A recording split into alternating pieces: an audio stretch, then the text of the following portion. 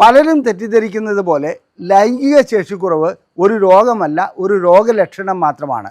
അത് പ്രമേഹത്തിൻ്റെയോ പ്രഷറിൻ്റെയോ ഹാർട്ട് അറ്റാക്കിൻ്റെയോ അല്ലെങ്കിൽ Peyronie's disease എന്ന് പറയുന്ന മറ്റൊരു അസുഖത്തിൻ്റെയോ മൾട്ടിപ്പിൾ സ്ക്ലിറോസിസ്, പാർക്കിൻസോണിസം, തലച്ചോറിനെ ബാധിക്കുന്ന മറ്റ് അസുഖങ്ങൾ, അതുപോലെ തന്നെ മെറ്റബോളിക് സിൻഡ്രോം, ഇത്തരം അസുഖങ്ങളുടെയൊക്കെ ആദ്യ ലക്ഷണമായിട്ടാണ് ലൈംഗിക ശേഷിക്കുറവ് വരുന്നത്.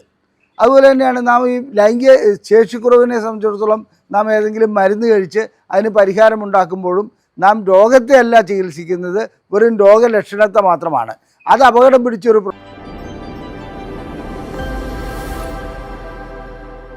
പലരും തെറ്റിദ്ധരിക്കുന്നത് പോലെ ലൈംഗിക ശേഷിക്കുറവ് ഒരു രോഗമല്ല, ഒരു രോഗലക്ഷണം മാത്രമാണ്. അത് പ്രമേഹത്തിൻ്റെയോ പ്രഷറിൻ്റെയോ ഹാർട്ട് അറ്റാക്കിൻ്റെയോ അല്ലെങ്കിൽ പൈറോണിസ് ഡിസീസ് എന്ന് പറയുന്ന മറ്റൊരു അസുഖത്തിൻ്റെയോ മൾട്ടിപ്പിൾ സ്ക്ലിറോസിസ്, പാർക്കിൻസോണിസം, തലച്ചോറിനെ ബാധിക്കുന്ന മറ്റ് അസുഖങ്ങൾ, അതുപോലെ തന്നെ മെറ്റബോളിക് സിൻഡ്രോം, ഇത്തരം അസുഖങ്ങളുടെയൊക്കെ ആദ്യ ലക്ഷണമായിട്ടാണ് ലൈംഗിക ശേഷിക്കുറവ് വരുന്നത്. അതുപോലെ തന്നെയാണ് നാം ഈ ലൈംഗിക ശേഷിക്കുറവിനെ സംബന്ധിച്ചിടത്തോളം നാം ഏതെങ്കിലും മരുന്ന് കഴിച്ച് അതിന് പരിഹാരമുണ്ടാക്കുമ്പോഴും നാം രോഗത്തെ അല്ല ചികിത്സിക്കുന്നത്, വെറും രോഗലക്ഷണത്തെ മാത്രമാണ്. അത് അപകടം പിടിച്ചൊരു പ്രവണതയുമാണ്. ഇത് ഞാനൊന്ന് വിശദീകരിക്കാം. നമുക്ക് പനിയെക്കുറിച്ചറിയാം. പനി ഒരു രോഗലക്ഷണമാണ്. പനി വരികയാണെങ്കിൽ നാം സാധാരണഗതിയിൽ പാരസെറ്റമോൾ കഴിക്കാറുണ്ട്. വല്ല വൈറൽ ഫീവറുമാണെങ്കിൽ അതങ്ങ് മാറിക്കിട്ടും. അതേസമയത്ത് ടൈഫോയിഡ് ഫീവർ ആണെങ്കിൽ തീർച്ചയായിട്ടും പാരസെറ്റമോൾ മാത്രം കഴിച്ചുകൊണ്ടിരിക്കുകയാണെങ്കിൽ അദ്ദേഹത്തിൻ്റെ കുടലിൽ നിന്നും രക്തസ്രാവം ഉണ്ടാകുകയും കുടൽ പൊട്ടി അവിടെ നിന്ന് രക്തം വന്ന് അദ്ദേഹം മരണപ്പെടുന്നതായിട്ടുള്ള അവസ്ഥ വരെ ഉണ്ടാകാറുണ്ട്. അതുകൊണ്ട് രോഗലക്ഷണങ്ങളെ നാം ഒരിക്കലും രോഗമായി കാണരുത്. ലൈംഗിക ശേഷിക്കുറവെന്ന രോഗലക്ഷണത്തെ പലരും കാണുന്നത് ഒരു രോഗമായിട്ടാണ്. അതൊരു രോഗമേ അല്ല, മറ്റൊരു മാരക രോഗത്തിൻ്റെ ഒരു ലക്ഷണം മാത്രമാണത്, അല്ലെങ്കിൽ അതിൻ്റെ ആദ്യ സൂചന മാത്രമാണത്. ഞാൻ ഡോക്ടർ അജയൻ വർഗീസ്, കോഴിക്കോട് ജില്ലയിൽ കുന്നമംഗലം പന്തീർപ്പാടത്തുള്ള institute of sexual and reproductive medicine എന്ന സ്ഥാപനത്തിൻ്റെ ഡയറക്ടറാണ്. International association of sexual medicine practitioners modern medicine എന്ന അസോസിയേഷൻ്റെ അഖിലേന്ത്യാ ചെയർമാനുമാണ്. ഞാനിന്ന് നിങ്ങളോട് സംസാരിക്കുവാൻ പോകുന്നത് രോഗലക്ഷണങ്ങൾ അഥവാ രോഗലക്ഷണങ്ങൾ പ്രത്യക്ഷപ്പെടുന്നത് എങ്ങനെയാണ്. മാരക രോഗങ്ങളുടെ പല ലക്ഷണങ്ങളും പല രൂപത്തിൽ കാണാറുണ്ട്. ഇതിൽ ലൈംഗിക ശേഷിക്കുറവ് എന്നത് ഒരു രോഗലക്ഷണമാണ്. അത് കാണുന്നതിൻ്റെ കാരണങ്ങൾ എന്തെല്ലാമാണ്, ഏതെല്ലാം മാരക രോഗത്തിൻ്റെ പ്രതിഫലനമായിട്ടാണ് ഈ രോഗലക്ഷണം കാണപ്പെടുന്നത്. അതുപോലെ തന്നെ മറ്റ് മാരക രോഗങ്ങളൊന്നും നമുക്ക് പരിശോധന വഴിക്ക് കണ്ടെത്താൻ കഴിഞ്ഞുകൊള്ളണമെന്നില്ല. എന്നാൽ ഈ രോഗലക്ഷണം മാത്രം, അതായത് ലൈംഗിക ശേഷിക്കുറവ് മാത്രമായിരിക്കും ഒരുപക്ഷെ ആ രോഗത്തിൻ്റെ ആദ്യത്തെ ലക്ഷണം. അഥവാ മറ്റ് പരിശോധനകളൊന്നും നടത്തിയാൽ എല്ലാം നോർമലായിരിക്കും. ഉദാഹരണമായി ഒരു ഹാർട്ട് അറ്റാക്ക് ഉള്ള ഒരു വ്യക്തി, ഹാർട്ട് അറ്റാക്ക് വരാനുള്ള സാധ്യത ഉടലെടുക്കുന്നതിന് 2-3 വർഷം മുമ്പ് തന്നെ ലൈംഗികമായിട്ടുള്ള ശേഷിക്കുറവ് അനുഭവപ്പെടുന്നു. അദ്ദേഹത്തിൻ്റെ ECG എടുത്ത് നോക്കുകയാണെങ്കിൽ നോർമലായിരിക്കും. മറ്റ് എൻസൈം സ്റ്റഡി, ഡൈമർ, ഇതൊക്കെ നോർമലായിരിക്കും. എന്നിരുന്നാലും ഈ വ്യക്തിയെ സംബന്ധിച്ചിടത്തോളം ഒരു കാർഡിയോളജിസ്റ്റിനെ വഴിക്ക് പരിശോധിക്കുകയാണെങ്കിൽ നോർമലാണെന്നുള്ള റിസൾട്ട് കിട്ടും, ഒരു പ്രശ്നവുമില്ല എന്നുള്ളത് അവർ അഭിപ്രായപ്പെടുകയും ചെയ്യും. എന്നാൽ ഒരു സെക്സോളജിസ്റ്റ് പറയും, നിങ്ങൾക്ക് ഒരു 3 വർഷത്തിനുള്ളിൽ അല്ലെങ്കിൽ 4 വർഷത്തിനുള്ളിൽ ഹാർട്ട് അറ്റാക്ക് ഉണ്ടാകാനുള്ള സാധ്യതയുണ്ടെന്ന്. പല ഡോക്ടർമാരും ഈ കാര്യം ഇങ്ങനെ പറയുമ്പോൾ അതെങ്ങനെയാണ് ഒരു പരിശോധനയും നടത്താതെ, അഥവാ ECG നോർമലാണ്, മറ്റെല്ലാം നോർമലാണ്, പക്ഷേ നിങ്ങൾ എങ്ങനെയാണ് ഹാർട്ട് അറ്റാക്ക് ഉണ്ടാകാനുള്ള സാധ്യതയുണ്ടെന്ന് പറയുന്നത്? തീർച്ചയായിട്ടും ലൈംഗിക രോഗം അഥവാ ലൈംഗിക രോഗ വിദഗ്ധനെ സംബന്ധിച്ചിടത്തോളം ഒരു ശേഷിക്കുറവ് കാണുകയാണെങ്കിൽ അദ്ദേഹം ഒരു മാരക രോഗത്തിൻ്റെ, ഏത് മാരക രോഗത്തിൻ്റെ ഇതെന്നുള്ളതിനെക്കുറിച്ചാണ് ചിന്തിക്കുക. അപ്പോൾ ഫാമിലി ഹിസ്റ്ററി എടുക്കുന്നു. ഫാമിലി ഹിസ്റ്ററി എടുക്കുമ്പോൾ അദ്ദേഹത്തിൻ്റെ പിതാവിനോ മാതാവിനോ അമ്മാവന്മാർക്കോ ആർക്കെങ്കിലും ഹൃദ്രോഗ സംബന്ധമായ ലക്ഷണം ഉണ്ടായിരുന്നു എന്ന് ചോദിക്കുന്നു. അങ്ങനെ ഉണ്ടെങ്കിൽ മിക്കപ്പോഴും ആ വഴിക്ക് തന്നെയാണ് ഈ വ്യക്തിയും പോകുന്നതെന്ന് മനസ്സിലാക്കാൻ കഴിയും. അതുകൊണ്ടാണ് പറയുന്നത് ലൈംഗിക രോഗ വിദഗ്ധനെ സംബന്ധിച്ചിടത്തോളം, സെക്സോളജിസ്റ്റിനെ സംബന്ധിച്ചിടത്തോളം ഇത് മനസ്സിലാക്കുവാൻ കാലാകാലമായി അദ്ദേഹം ആർജിച്ചെടുത്തിരിക്കുന്ന ഒരു അറിവ് വഴിക്കാണ് ഇത് മനസ്സിലാക്കുന്നത്, അല്ല ECG എടുത്തുകൊണ്ടല്ല. ഇനി ലൈംഗിക ശേഷിക്കുറവുള്ള ഒരു വ്യക്തി വരികയാണ്, അദ്ദേഹത്തിൻ്റെ ECG എടുക്കുന്നുണ്ട്. പല രോഗികളും ചോദിക്കുന്ന ഒരു ചോദ്യമാണ്, എനിക്ക് ഹാർട്ടിന് പ്രശ്നമൊന്നുമില്ല, പിന്നെ എന്തിനാണ് ECG എടുക്കുന്നത്? മിക്ക രോഗികൾക്കും രോഗലക്ഷണം ലൈംഗിക ശേഷിക്കുറവായിരിക്കും, പക്ഷേ ഒളിഞ്ഞു കിടക്കുന്നത് ഹൃദ്രോഗമായിരിക്കും. അതുകൊണ്ടാണ് ECG എടുക്കുന്നത്, ഡൈമർ അങ്ങനെയുള്ള ടെസ്റ്റുകൾ ചെയ്യുന്നത്. ഞാനപ്പോൾ ഹൃദ്രോഗത്തെക്കുറിച്ച് പറഞ്ഞു. ലൈംഗിക ശേഷിക്കുറവ് അനുഭവപ്പെടുന്നത് ഒരു രോഗലക്ഷണമാണ്. ആ ലക്ഷണത്തിൽ പ്രധാനപ്പെട്ട ഒന്നാണ് ഹൃദ്രോഗം. ഇനി നമുക്ക് പ്രമേഹത്തിലേക്ക് വരാം. നമുക്കെല്ലാവർക്കും അറിയാം, പ്രമേഹ രോഗികളെ സംബന്ധിച്ചിടത്തോളം ലൈംഗിക ശേഷിക്കുറവ് അതിൻ്റെ കൂടപ്പിറപ്പാണ്. ഇതിൻ്റെ കാരണം ഒന്ന് രക്തക്കുഴലുകൾ ബ്ലോക്കാവുന്നുണ്ട്, ഹോർമോണുകൾ കുറയുന്നുണ്ട്, അതുപോലെ തന്നെ ഞരമ്പുകൾക്ക് ക്ഷീണം സംഭവിക്കുന്നുണ്ട്. എന്നാൽ രക്തം പരിശോധിച്ച് നോക്കുകയാണെങ്കിൽ അവർക്ക് ഷുഗറുണ്ട്. അതായത് ആഹാരം കഴിക്കുന്നതിന് മുമ്പും ആഹാരം കഴിച്ചതിന് ശേഷമുള്ള ഷുഗർ പരിശോധിക്കുകയാണെങ്കിൽ അതിൽ വ്യതിയാനം കാണുന്നു, അവർക്ക് പ്രമേഹമുണ്ടെന്ന് മനസ്സിലാക്കാൻ കഴിയും. ചില പ്രമേഹ രോഗികളെ സംബന്ധിച്ചിടത്തോളം അവർക്ക് പ്രമേഹമൊക്കെ നോർമലായിരിക്കും, മൂത്രത്തിലോ രക്തത്തിലോ പഞ്ചസാരയുടെ അളവ് കാണുകയില്ല. ഇങ്ങനെയാണെങ്കിലും ശരി, ആദ്യ ലക്ഷണം ലൈംഗിക ശേഷിക്കുറവായിരിക്കും. അവിടെയും ലൈംഗിക രോഗ വിദഗ്ധൻ അവരോട് ചോദിക്കുന്നത്, നിങ്ങളുടെ കുടുംബത്തിൽ ആർക്കെങ്കിലും പ്രമേഹമുണ്ടോ? ഞാൻ നേരത്തെ സൂചിപ്പിച്ച പോലെ ബന്ധുക്കൾ എന്നുള്ളതിലല്ല, അച്ഛൻ, അമ്മ, അമ്മാവന്മാർ, ഇവർക്ക് ആർക്കെങ്കിലും പ്രമേഹമുണ്ടോ? അങ്ങനെ പ്രമേഹമുണ്ടെങ്കിൽ ഈ വ്യക്തിക്കും പ്രമേഹം ഒരു 2-3 വർഷത്തിനുള്ളിൽ വരാനുള്ള സാധ്യതയുണ്ടെന്നുള്ളതിൻ്റെ ആദ്യ ലക്ഷണമാണ് ലൈംഗിക ശേഷിക്കുറവ്. അപ്പോൾ 2 രോഗം നമ്മൾ സംസാരിച്ചു കഴിഞ്ഞു. അതായത് ഹൃദ്രോഗത്തെക്കുറിച്ച് സംസാരിച്ചു, പ്രമേഹത്തെക്കുറിച്ച് സംസാരിച്ചു. ഒരു ടെസ്റ്റ് വഴിക്കും പ്രമേഹമുണ്ടെന്നോ ഹൃദ്രോഗമുണ്ടെന്നുള്ളോ കിട്ടുന്നില്ലെങ്കിൽ കൂടി തീർച്ചയായിട്ടും അദ്ദേഹത്തിന് പ്രമേഹം വരുവാനുള്ള സാധ്യതയുണ്ട് എന്നുള്ളതാണ് അത് തെളിയിക്കുന്നത്. ആദ്യ ലക്ഷണം ലൈംഗിക ശേഷിക്കുറവായിരിക്കും. ഇനി മൂന്നാമതായി പ്രഷറിനെ സംബന്ധിച്ചിടത്തോളം സാധാരണ രീതിയിൽ പ്രഷറും കുടുംബപരമായിട്ട് വരുന്ന ഒരു അസുഖമാണ്. അല്ലാതെ മാനസികമായ പ്രശ്നങ്ങൾ കൊണ്ടും അതുപോലെ തന്നെ ടെൻഷൻ കൊണ്ടും ഒക്കെ പ്രഷർ വരാറുണ്ട്. ചില ജീവിതശൈലി കൊണ്ടും പ്രഷർ വരാറുണ്ട്. അങ്ങനെ പ്രഷർ വരുന്ന വ്യക്തികളെ സംബന്ധിച്ചിടത്തോളം അവരുടെ BP അപ്പാരറ്റസ് എടുത്ത് പ്രഷർ നോക്കുകയാണെങ്കിൽ തീർച്ചയായിട്ടും പ്രഷർ കൂടിയിരിക്കുന്നതായി കാണാം. എന്നാൽ ചില വ്യക്തികളെ സംബന്ധിച്ചിടത്തോളം പ്രഷറൊന്നും കൂടിയിട്ടുണ്ടാവുകയില്ല. അവരുടെ രക്തക്കൊള്ളുകളുടെ എൻഡോത്തീലിയം, അതായത് ഉൾപ്പാളിക്കുള്ള ഡാമേജ് സംഭവിച്ചിട്ടുണ്ടാവാം, പ്രഷർ വരാനുള്ള സാധ്യത ആരംഭിക്കുന്നുണ്ടാവാം. അതിനു മുമ്പ് തന്നെ ലൈംഗിക ശേഷിക്കുറവ് അനുഭവപ്പെടുന്നു. എന്തുകൊണ്ടാണ് ഇങ്ങനെ ലൈംഗിക ശേഷിക്കുറവ് ആദ്യം അനുഭവപ്പെടുന്നത്? കാരണം ലിംഗത്തിലേക്കുള്ള രക്തക്കൊള്ളുകൾ 1 മില്ലി മുതൽ 2 മില്ലി വരെ മാത്രമേ വ്യാസമുള്ളൂ. വളരെ ചെറിയ രക്തക്കൊള്ളാണ്. ലിംഗത്തിൻ്റെ മറ്റൊരു ധർമ്മമായ മൂത്രവിസർജനത്തിന് ഇതിന് മസ്കുലാർ പവറിൻ്റെ ആവശ്യമില്ല. യൂറിനറി ബ്ലാഡറിൽ നിന്നാണ് അതിൻ്റെ സങ്കോചം ഉണ്ടാകുന്നത്.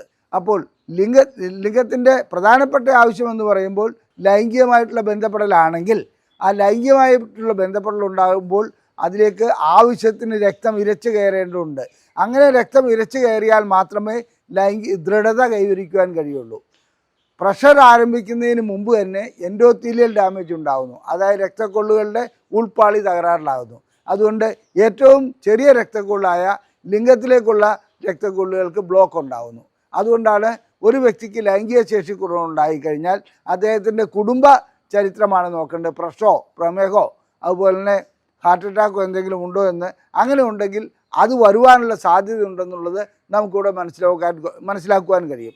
അതേപോലെ തന്നെ പ്രഷർ അളന്നു നോക്കുകയാണെങ്കിൽ, അത് പ്രഷർ പരിശോധിച്ച് നോക്കുകയാണെങ്കിൽ തീർച്ചയായിട്ടും നോർമലായിട്ട് ആണ് കിട്ടുക. അപ്പോൾ 3 രോഗമായി: പ്രഷർ, പ്രമേഹം, അതുപോലെ തന്നെ ഹാർട്ട് അറ്റാക്ക്. ഇനി ഇത് കൂടാതെ മറ്റൊരു കൊളസ്ട്രോളിൻ്റെ ലെവൽ ചിലപ്പോൾ ഹൈ ലെവൽ കിട്ടിയെന്ന് വരാം, അതുപോലെ തന്നെ ചിലപ്പോൾ ഹൈ ലെവൽ അല്ലാതെ നോർമലായി കിട്ടിയെന്ന് വരാം. അവിടെയും കുടുംബ ചരിത്രം നാം നോക്കിയിട്ട് കൊളസ്ട്രോളിൻ്റെ ആരംഭം ഉള്ള വ്യക്തികളെ സംബന്ധിച്ചിടത്തോളം അവരുടെ രക്തക്കൊള്ളുകൾ ബ്ലോക്ക് ആകാറുണ്ട്. അത് ലിംഗത്തിലേക്കുള്ള രക്തക്കൊള്ളാണ് ഏറ്റവും ആദ്യം ബ്ലോക്ക് ആകുന്നത്.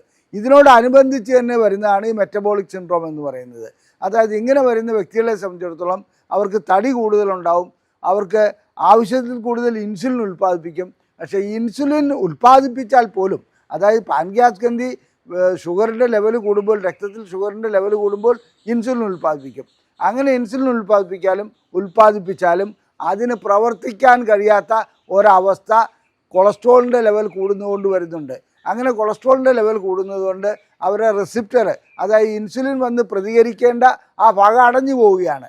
അപ്പോൾ വീണ്ടും ഇൻസുലിൻ ഉൽപ്പാദിപ്പിക്കും, കാരണം ഷുഗറിൻ്റെ ലെവൽ അവിടെ കൂടുതലാണ്. അപ്പോൾ അവരുടെ പാൻക്രിയാസിൻ്റെ കപ്പാസിറ്റി തീരുന്ന ഒരവസ്ഥയിലേക്ക് പോകാറുണ്ട്. അതുകൊണ്ട് തന്നെ ഇത്തരം വ്യക്തികളെ സംബന്ധിച്ചിടത്തോളം, അതായത് കൊളസ്ട്രോൾ കൂടുതലുള്ള, തടി കൂടുതലുള്ള വ്യക്തികളെ സംബന്ധിച്ചിടത്തോളം അതിന് മെറ്റബോളിക് സിൻഡ്രോം എന്നാണ് പറയുന്നത്. ആദ്യ ലക്ഷണമായിട്ട് ലൈംഗിക ശേഷിക്കുറവ് അനുഭവപ്പെടാറുണ്ട്. ഇനി തലച്ചോറിനെ ബാധിക്കുന്ന 2 അസുഖങ്ങളാണ്. ഒന്ന് മൾട്ടിപ്പിൾ സ്ക്ലിറോസിസ് എന്ന് പറഞ്ഞാൽ തലച്ചോറിലെ ഞരമ്പുകൾക്ക്, അതായത് ന്യൂറോണാണ് ഇവിടെ ഉദ്ദേശിക്കുന്നത്, രക്തക്കൊള്ളല്ല. ആ ന്യൂറോണുകൾക്ക് അതിൻ്റെ ആവരണമായിട്ടുള്ള ഒരു മൈലിനേഷൻ എന്ന് പറയും, അതങ്ങോട്ട് തകരാറിലാകുക.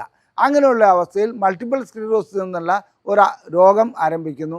ഇത് ആരംഭിക്കുന്നതിന് ഒരു 6 മാസം മുമ്പ് തന്നെ ലൈംഗിക ശേഷിക്കുറവ് അനുഭവപ്പെടുന്നതായി കാണാം. കാരണം തലച്ചോറിൽ നിന്ന് വരേണ്ട സിഗ്നലുകൾ, അതായത് ഹോർമോൺ ഉൽപ്പാദിപ്പിക്കാനും രക്തക്കൊഴൽ വികസിപ്പിക്കാനും ഒക്കെയുള്ള സിഗ്നലുകൾ വേണ്ട രീതിയിൽ വരാതിരിക്കുന്നു. അപ്പോൾ നാം മൾട്ടിപ്പിൾ സ്ക്ലീറോസിസിനെ കുറിച്ചും പറഞ്ഞു കഴിഞ്ഞു. ഇനി അടുത്തത് പാർക്കിൻസൺസ് ഡിസീസാണ്. പാർക്കിൻസൺസ് ഡിസീസിൻ്റെ ആദ്യ ലക്ഷണം ലൈംഗിക ശേഷിക്കുറവാണ്. മറ്റ് പരിശോധനകളൊക്കെ നോർമലായിരിക്കും. എന്നിരുന്നാലും ഇത്തരം രംഗങ്ങളിൽ ആദ്യം കാണപ്പെടുന്നത് അവർക്ക് ലൈംഗിക ശേഷിക്കുറവായിരിക്കും. അതിനുശേഷമാണ് കൈവിറയലും മറ്റുമൊക്കെ വരുന്നത്. ചില വ്യക്തികളുടെ ലിംഗം ഒരു പരിധി കഴിഞ്ഞാൽ വളഞ്ഞു പോകുന്നതായി കാണാം. അത് വളഞ്ഞിങ്ങനെ ഇരിക്കുന്നതുകൊണ്ട് ലൈംഗികമായി ബന്ധപ്പെടാൻ കഴിയാത്ത അവസ്ഥ വരെ ഉണ്ടാകാറുണ്ട്. എന്തുകൊണ്ടാണ് ലിംഗം ഇങ്ങനെ വളഞ്ഞു പോകുന്നത്? അതിന് പൈറോണിസ് ഡിസീസ് എന്നാണ് പറയുന്നത്. അതെന്തെങ്കിലും ആകട്ടെ, ആ ലിംഗം വളയുന്നതിൻ്റെ പ്രശ്നം എന്താണെന്ന് വെച്ചാൽ ലിംഗത്തിനകത്തുള്ള കോർപ്പസ് കവേർനസിനകത്തുള്ള ആ പ്രദേശത്തുള്ള രക്തക്കൊഴുകൾ ബ്ലോക്കായിട്ട് അവിടെ ചതവുണ്ടാകുക, അല്ലെങ്കിൽ മറ്റു രീതിയിൽ ചതവുണ്ടാകുക, ഇങ്ങനെയൊക്കെ ഒരു ഫൈബ്രോസിസ് അവിടെ ഡെവലപ്പ് ചെയ്യുകയാണ്. അങ്ങനെ ഡെവലപ്പ് ചെയ്യുന്നതുകൊണ്ടാണ് ലിംഗം ഒരു വശത്തേക്ക് വളഞ്ഞു പോകുന്നത്. അങ്ങനെ വളഞ്ഞു പോകുന്ന വ്യക്തികളെ സംബന്ധിച്ചിടത്തോളം അവർക്ക് ഏറ്റവും ആദ്യം അനുഭവപ്പെടുന്നത് ലൈംഗികമായിട്ടുള്ള ബലക്കുറവാണ്. അതിനുശേഷമാണ് ലിംഗം വളയുന്നതായിട്ട് അവർ കാണുന്നത്. ഇതിൻ്റെ കാരണവും ഇത് തന്നെയാണ്.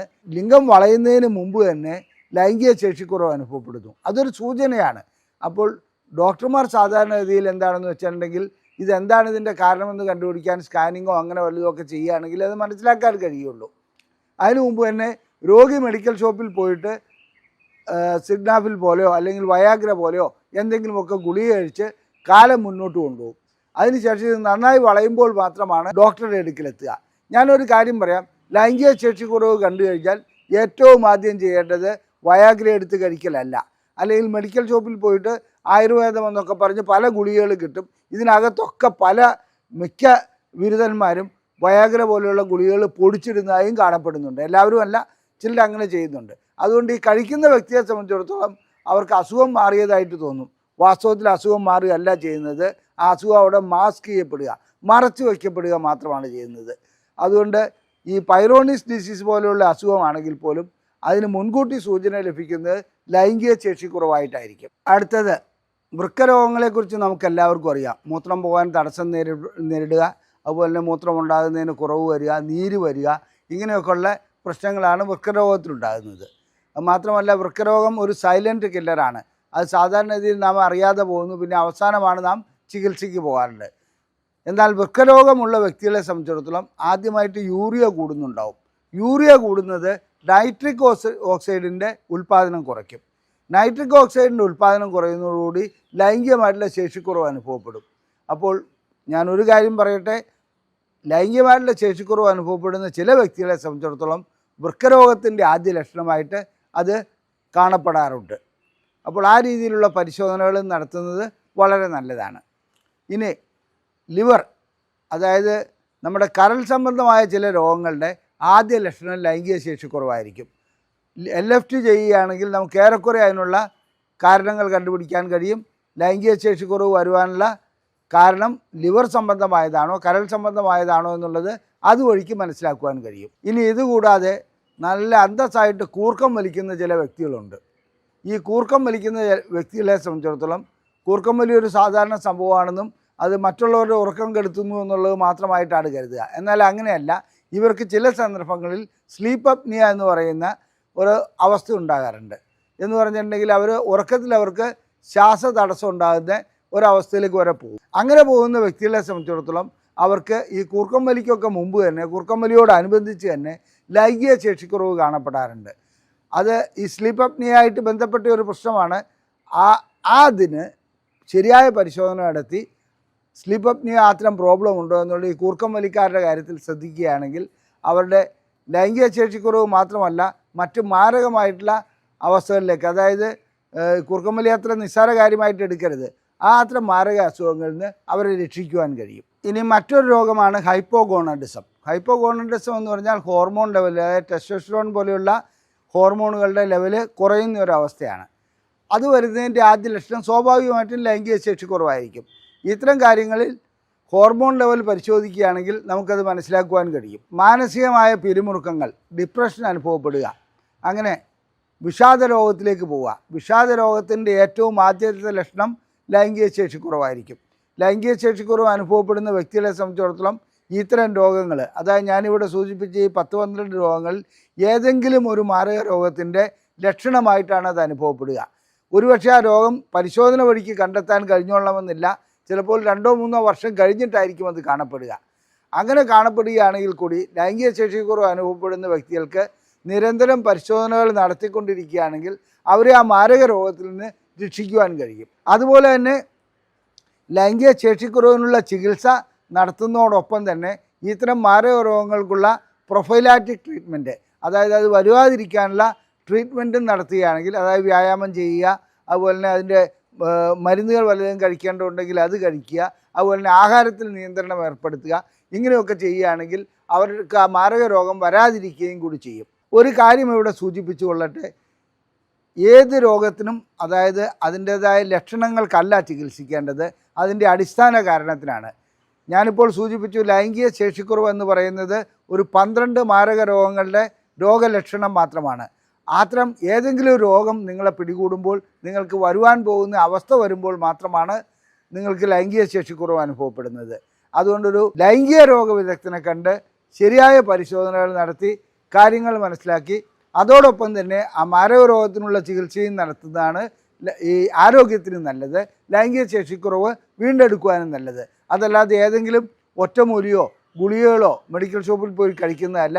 അത് മാരകമായ പ്രത്യാഘാതങ്ങൾ ഉണ്ടാക്കുന്ന ഒരു വസ്തുതയാണ്. ഞങ്ങളുടെ ഈ വീഡിയോ ഇഷ്ടപ്പെട്ടുവെങ്കിൽ ഇത് ഷെയർ ചെയ്യുക, നിങ്ങളുടെ അഭിപ്രായങ്ങൾ കമൻറ്റ് ബോക്സിൽ രേഖപ്പെടുത്തുക, ലൈക്ക് ചെയ്യുക. നിങ്ങൾക്ക് ലൈംഗികമായ പ്രശ്നങ്ങളെക്കുറിച്ച് കൂടുതൽ അറിയണമെന്നുണ്ടെങ്കിൽ ഞങ്ങൾ പ്രസിദ്ധീകരിക്കുന്ന ബുക്ക്ലെറ്റുകൾ സൗജന്യമായി നിങ്ങൾക്ക് അയച്ചു തരുന്നതാണ്. ഇവിടെ കാണിച്ചിരിക്കുന്ന വാട്സപ്പ് നമ്പറിൽ ISRM എന്ന് ടൈപ്പ് ചെയ്ത് ഞങ്ങൾക്ക് അയയ്ക്കുക. ഞങ്ങൾ നിങ്ങൾക്ക് ഈ ബുക്ക്ലെറ്റുകൾ സൗജന്യമായി അയച്ചു നൽകുന്നതാണ്. PDF ഫോർമാറ്റിലാണ് അയച്ചു നൽകുക. അതുകൂടാതെ നിങ്ങൾക്ക് ചികിത്സ ആവശ്യമുണ്ടെങ്കിൽ ഇവിടെ കാണിച്ചിരിക്കുന്ന നമ്പറിൽ തന്നെ വിളിച്ച് ബുക്ക് ചെയ്യാവുന്നതാണ്. നന്ദി, നമസ്കാരം.